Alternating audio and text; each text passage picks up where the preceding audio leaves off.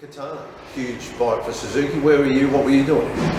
Well, I was very lucky in those days. I just started a shop a couple of years before when the Katana came out, and certainly was a different and exciting bike based on the standard GSX 1100, but still it looked different and really hit a spot.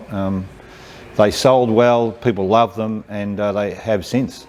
And now we do a roaring trade in genuine parts for people that are rebuilding and restoring their bikes. Was it readily accepted? Because let's face it, it was radical. Not everyone liked the style, but I think it grew on them, and it stood the test of time. I mean, people look at it now and go, what a sensational bike. Those that didn't like it, probably it was just a bit too different for them. But really, it's been a great bike, and we used it as the basis for our super bike for the next 3 or 4 years after that, and was very, very competitive, very reliable, and it was a great bike for us. Was it a good bike to turn into a race bike? Yeah. Oh, it was not much different. I mean, we just did the same to the Katana as we did to the GSX 1100. Cut off as much as we could, drilled holes and everything.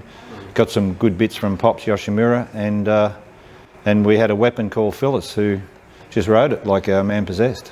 Rode that bike for 3 years-ish? Well, he started off on my GS1000 in 79, 80, and then moved on to the GSX 1100. And as soon as we got a Katana in 82, we built one, and he rode that for the next 3 years. And then we moved on to the EFE, the 84. But they're all basically the same bike, same engine. So that when we built a new one, it was just a little bit of updating and do the same thing again. Given the nature of the Katana and the fact that Suzuki was basically changing the whole game, because motorcycles then were basically a headlight sitting on top of a pair of forks. Everything looked pretty similar. That thing was right out there. And at the time when the rollerball was big, I mean, it was a complete change. Well, I think they got a guy that had a different idea of design. The Japanese style was pretty good, but I think the Germans had a different aspect of what things should look like, and he just made it a bit radical, and it hit the spot. I mean, tell us how that worked, the design with the Germans. What was the story there? I think they just contracted him to come up with some design to make the bike different, and he achieved that, I reckon. That hadn't happened before? No, and the good thing about it was still a good motorbike underneath. Yeah. It wasn't exotic, it was just a Pine Source motorbike that looked a bit radical. Still do a lot of Ks reliably, and not exotic to own. People still riding it? Still do. We've got a lot of customers that have been around for that long, still riding their Katanas, and guys that have had them and sold them and bought other ones again, and it's a real strong group, the Katana owners group. Yeah. Okay. And you're very active there?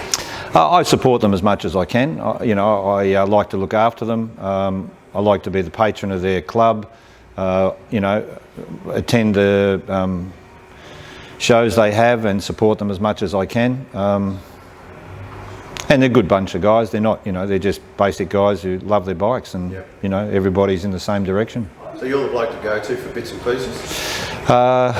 We've been stocking the parts since the early 80s, and we've never stopped. So we carry more now than we did then, and we sell bits all over Australia. We send bits to New Zealand, we send bits to Europe. Suzuki do make the original parts still for most of the bike, where a lot of other manufacturers just stop. So they've kept making them?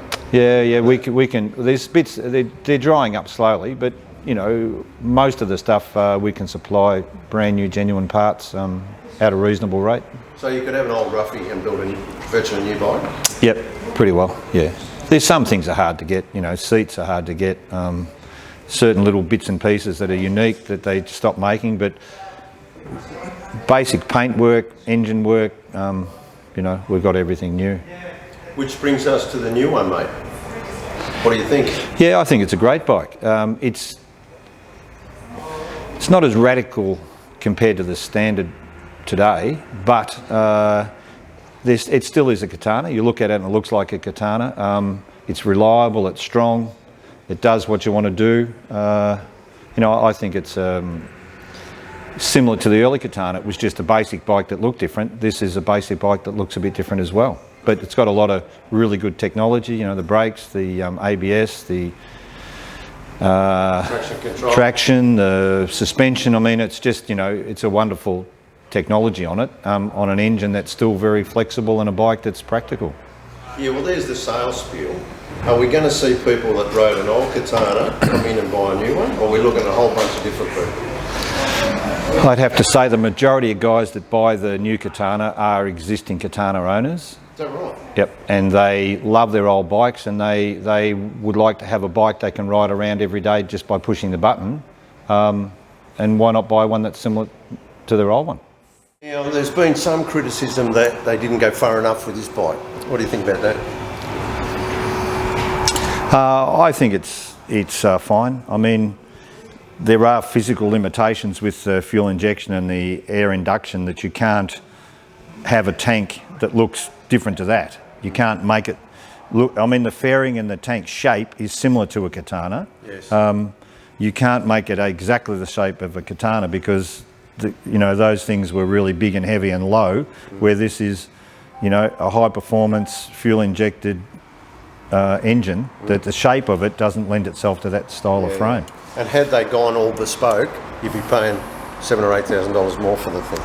Well, that was always the thing with the Katanas, that they were still bread and butter type bike. Yeah. They weren't exotic. They were the same price as the GSX 1100 virtually. So you weren't paying a premium for the styling, and these are the same. Yeah. They're good value for money. And the old girl, mate, still in love with it? Well, I you know, they're iconic. You know, I still appreciate them. I like seeing Katanas. I think they're a great bike, and they've certainly stood the test of time. Show us a few things, Mick, about this. Well, this is a good example of an 1100 Katana. It's got standard pipes, standard suspension, standard wheels, standard brakes, and it's never stopped being ridden. Yeah. It's been a bike. Always been on the road. Yep, and it's not restored, immaculate, you know, perfect bike. It is a good, honest bike that's usable. Yeah, you could ride it to work and back virtually, but people don't. So it's, you know, the guy who owns it loves it. Yeah.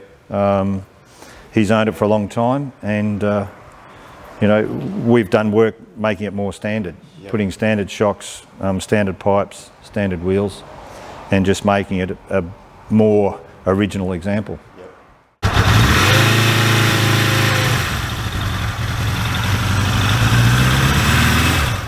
How long since that's been started? Or did you start it this morning? No, I haven't started for months, but to be honest, Snag, should never meet your heroes. It's got to do with you and me? Oh no, look, I'm well versed with old bikes. This is an EK Holden. Yep. And you've been driving an SS Commodore. I get all that, and I get old bikes. And I reckon you've just got to appreciate old bikes for what they are. Mate, I owned a Norton Commando, and I loved every second of it.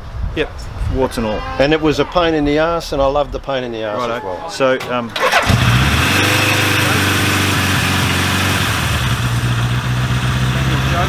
Monos, all right? yeah. Skinny, stoppies, yeah, everything. Got air in the tyres? I did have. When? In 81? Some air.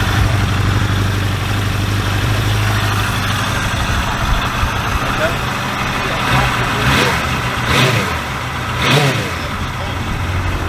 Well, Don't talk about I've done 74,000 Ks. These are fresh. No, it is as it is. So how much will buy it today?